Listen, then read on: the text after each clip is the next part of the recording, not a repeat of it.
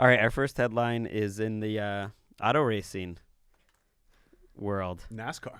Daytona 500, they kick off the season with like their biggest race and a massive crash, which took out about half the race. 22 drivers in all were taken out with about 9 laps left. Massive crash at Daytona. Erica, play the clip one more time.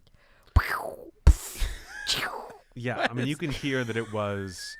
Yeah, I mean, it was a crazy crash. How many cars, Greg? 21. 21 out of 50. 50 cars started the race. 21 were involved in that crash. And at the time, I think 10 of them were even off before that. So that's like more than half of the competitors out in one turn. I love that. I wish that happened in more sports. Imagine if on one play in the NFL, half the players got hurt. Half the players had like season-ending injuries on just one play. It would be like the equivalent I think of as Hines Ward's kickoff return in The Dark Knight Rises, when the entire field collapses behind him and both teams die. Everyone on the field dies except for Hines Ward. The deadliest play in NFL history. Like that would, I think more sports should have this sort of catastrophic possibility. When you have the threat of potential death at all times, doesn't it make the actual event like more meaningful? You feel the meaning. It's like that's why older people often say, if as long as they don't get the penis cancer, the end of their life is some of the happiest because they're aware at any moment that it could have all been over and you appreciate it more. Yeah, I didn't really take that angle. I just thought it's more fun to watch if an MMA fight or a boxing fight, there's a chance that it could go 12 rounds. There's a chance that it could be over in 5 seconds, if someone gets knocked out. And I wish they had that in more sports. Like I think in basketball, they should blind the players. That way, you could just slam into someone and it's over. You could run into the backboard, you could run into the stands by mistake and kill yourself, and that would be the end of the game. And that would be so much more fun to watch the game. Wait, how would they blind them? What do you mean with the throwing stuff in their eyes, or they would have a blindfold, or what? I think you'd want to make it permanent once you get to the NBA level. Like in high school, you would blindfold them. In college, you'd probably throw something in their eyes that would blind them for like periods of time. And then when you get to the NFL, you got to pluck them out. You got to take them with a spoon, like in Slumdog Millionaire. Oh yeah. Yeah. Yeah. You'd Slumdog Millionaire, and then I think the NBA would be more popular. You'd get to your seat before the game started because you're like, I don't know how long this is going to go. I paid a lot of money for these tickets, and I don't know what's up. I like. Let's say baseball. If when you swung the bat, you had to let go of it. Like you had to let go of it on your swing. Think about how much more exciting Major League Baseball would be. Way better. How long is the pitcher going to pitch? Could be one pitch. Could be the whole game. You don't know because the bat's coming at him. I like how they just act like the announcers all took it totally in stride. I mean, they were kind of like, wow, this is a big one. They're calling it the big one. And they're just, and like there was a little bit of silence. And then the guy was just like, well, that ruined everything. I think that's like it didn't seem like that like they weren't worried at all about the safety of the drivers or anything. They just because that's part of the sport. Well, it wasn't. I mean, if you heard the crash, I think you got all the information you needed. You didn't have to hear the announcers pontificate about it. Like, Erica, play the crash again. Yeah, when you hear something like that, what are the announcers going to do? How are you going to add to that? You can't unless you go back and talk about Hines Ward's kickoff. the deadliest play in the NFL. I think that's a lot of the reason why they're trying to get rid of the kickoff. A lot more touchbacks now because of Hines Ward. Because of the teammates Hines lost that day. Right. When they like run the stats and it's like, oh, the average fatalities on kickoff returns are way higher than any other play. Mm-hmm. But that's all just Hines Ward. And just after that play is when they executed a nuclear physicist right on the field in front of everyone. Which I think the NFL needs more of that.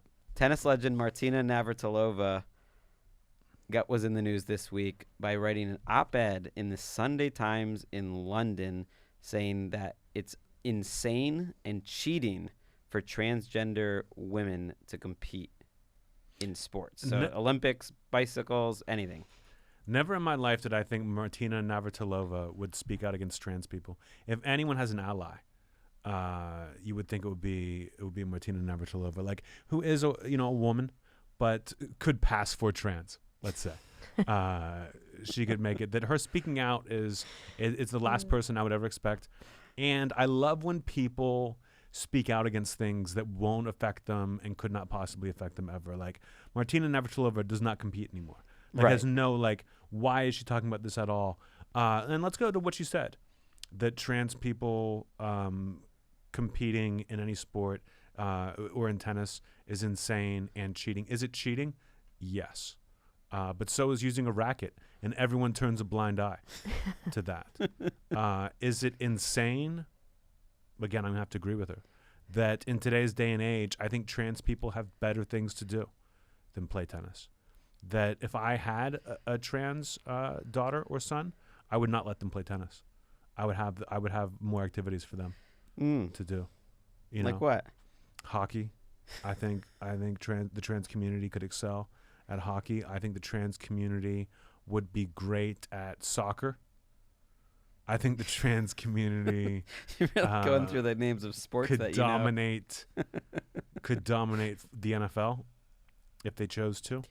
It's very strange because they're really good at swimming, diving.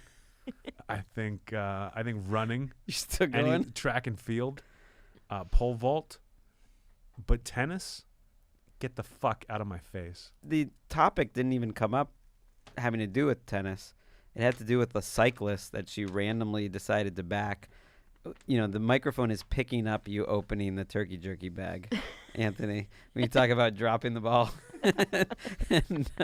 and professionalism. When I want to show disrespect, I eat while I'm working.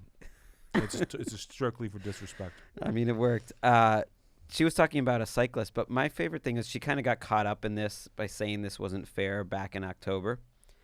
And she says then she spent the ensuing months researching the topic so that she could be better suited to write this opinion piece, which I love the image of that. Like Martina Navratilova spent the last 3 months just researching trans topics, and she got like deep into it in terms of like hormones and men have muscle and bone density and they can't measure that. It's like, doesn't she have something better to do? Now the story's getting stranger. This sounds to me like she got caught looking at trans porn and tried to cover it up by being like, no, this is for a research project.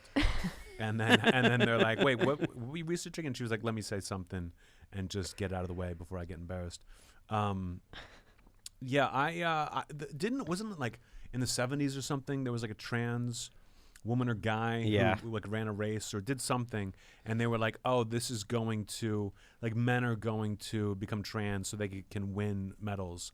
And that never happened. Like, no one has that priority. Right. Renee Richards, who played tennis, I believe was kind of the first famous trans. Yeah, it was tennis. It was tennis. I think there's a 30 for 30, runner, though, 30 for 30 on it. But yeah, that whole thing sounds very, she's been called transphobic.